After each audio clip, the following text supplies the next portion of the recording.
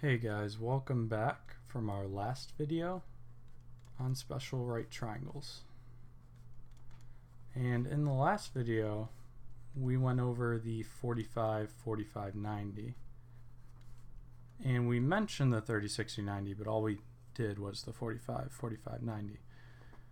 So this video will be all about our 30, 60, 90. And for an explanation, let's draw out our triangle.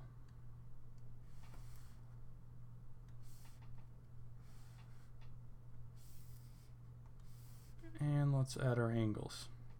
Here's our 90, here's our 60, and here's our 30. Now the easiest way for me to remember this when I was first trying to remember it, or I actually still use it now, is that across from our largest angle, so across from our largest angle, this 90 degrees here, over here, is going to be our largest side, which is 2 times A. And across from our smallest angle is going to be our smallest side, which is just A. Now for our medium angle, our in-between angle, is going to be our in-between side. It's going to be in between the other two. And that is A times the square root of 3.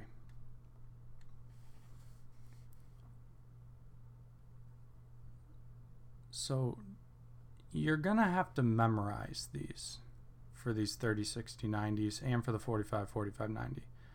And I would just try and remember these variables.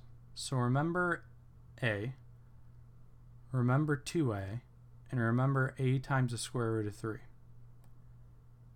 And then all you have to know is that the largest angle across from it is going to be your largest side. So if you can remember all the sides, you'll remember where they go. Your smallest one is across from your smallest angle. Your largest one is across from your largest angle. Your medium one is across from your medium angle. We'll do an example of each of these. And I also want you to remember that what makes these triangles unique, why they're called special right triangles, the 45, 45, 90 and the 30, 60, 90, is because we only need one of the sides. So unlike other right triangles, you need 2 sides in the Pythagorean theorem in order to get your other one side. But this triangle, 30, 60, 90 or 45, 45, 90, you're only going to need one of your sides to get the other 2. This is the gimme question. If you have a nice teacher, she might give you this for some bonus points. So they give us our shortest side, it's 4. And across from 60 is x. And across from our 90, or on our hypotenuse, is y. We know that 4, or our smallest side, across from the 30 degree angle, is equal to A. And we know that across from our 60 degree angle, our medium side, is our medium side. It's A times the square root of 3. Now across from our 90 degree angle is going to be our largest side. So y is going to be equal to 2 times A. And the reason this is a gimme is because you already have your variable. They already told you. So all you have to do is plug your A that they gave you down here into the rest of them. So y equals 2 times A. Therefore y equals 2 times 4. Y equals 8.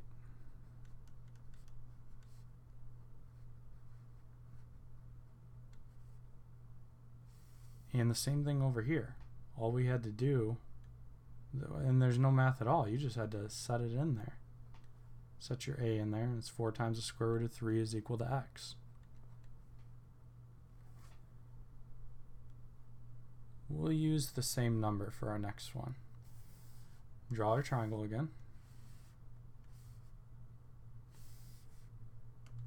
Go back to white. Here's our triangle.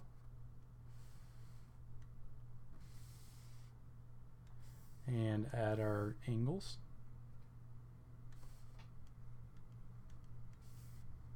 $90, $60, and $30. And this time they give you our medium side, and it's equal to 4. And we're trying to find x on our hypotenuse and y on our short leg.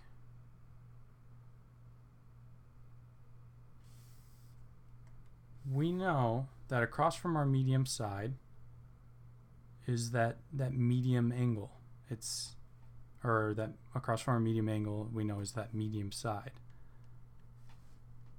So we know that 4 is equal to a multiplied by the square root of 3.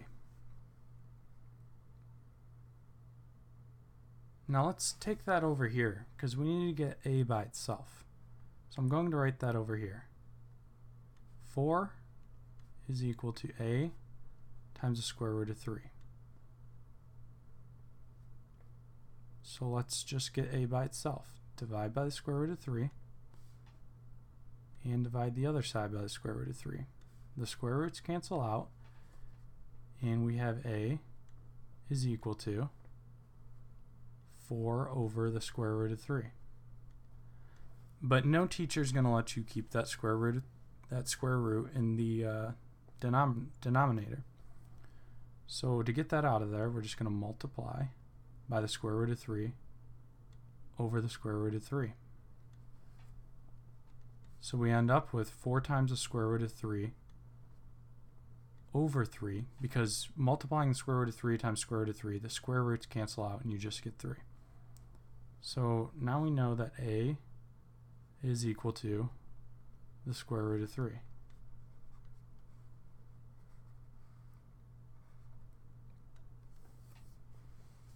We know that x across from our largest angle is equal to 2 times a. So we just have to plug this in. Let's go over here. Running out of room. X is equal to 2 times a, which is 4 times the square root of 3 over 3. Therefore, x is equal to 8 times the square root of 3 over 3.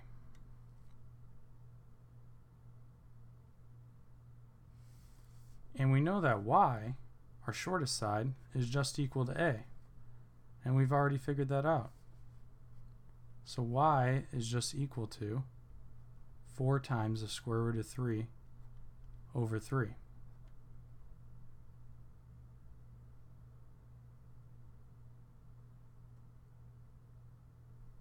Now, let's try it the other way.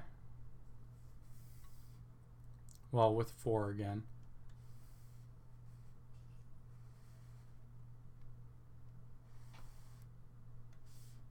Except this time the 4 will be on our largest side. So let's put our angles in. There's our 90, here's our 60, here's our 30. And across from this largest side, we're going to have 4, or across from the largest angle, 4. And we need to find x, and we need to find y.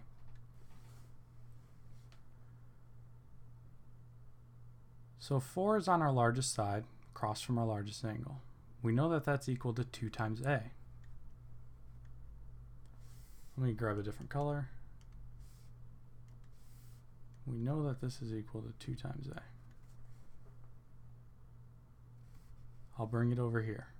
4 equals 2 times a. Get our a alone. And we have 2 is equal to a.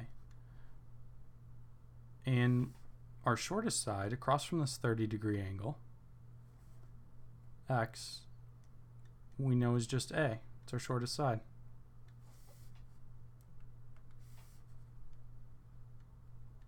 And we just found a 2. So x is equal to 2.